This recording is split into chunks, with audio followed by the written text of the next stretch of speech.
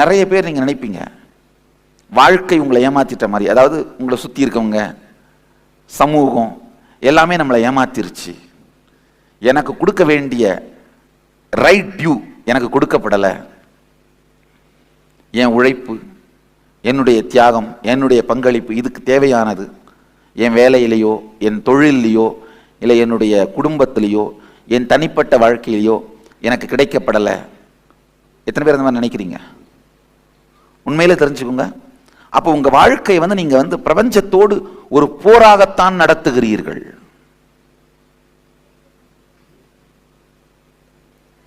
உங்களுக்குள்ள இன்கம்ப்ளீஷன் இருக்கிற வரைக்கும் அது போர் தான்.